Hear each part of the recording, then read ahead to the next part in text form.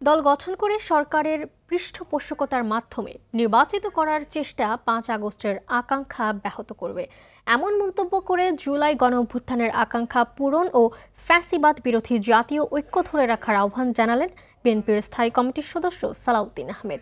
এ সময় জাতীয় নির্বাচন আয়োজনে বিএনপি চাপ অব্যাহত রাখতে চায় বলেও জানান তিনি।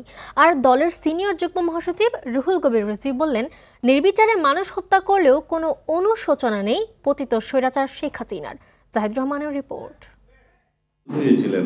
তাদেরকে এক্সকিউজ করা উচিত।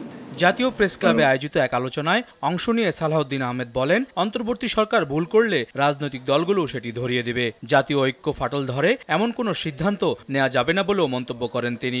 এই জাতির, এই দেশের সামনে এগিয়ে যাওয়ার একমাত্র প্রাণ শক্তি হচ্ছে ফ্যাসিবাদ বিরোধী জাতীয় ঐক্য।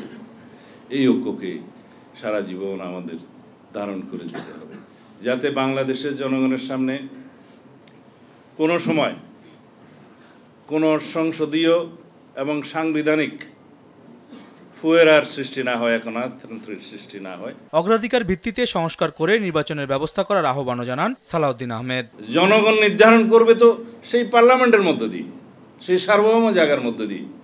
তো সেই সার্বভৌমত্বের প্রতিনিধিত্বের নির্বাচনের ব্যবস্থাটা আগে করুন, সেখানে সব আলোচনা হবে। জুলাই গণহত্যার জন্য দায়ী আওয়ামী লীগ ও তাদের দোসরদের দ্রুত বিচারের আওতায় আনার দাবিও জানান বিএনপির এই নেতা। গণহত্যা এবং মানবতা বিরোধী অপরাধের জন্য রাজনৈতিক সংগঠনের বিচারের জন্য আমরা তো এখনো পর্যন্ত তত বেশি সোচ্চার নই, কেউ তেমন উচ্চারণ করছে না।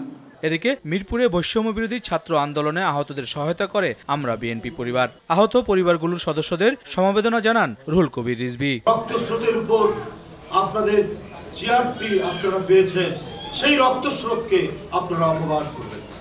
আর আপনারা আজকে পৃথিবী থেকে চলে গেছে, কিন্তু আরো যাতে গৌরবান্বিত বোধ করে তাদের আত্মা, সেই কাজ করবেন তাদের হত্যাকারীর বিচার নিশ্চিতকরণের।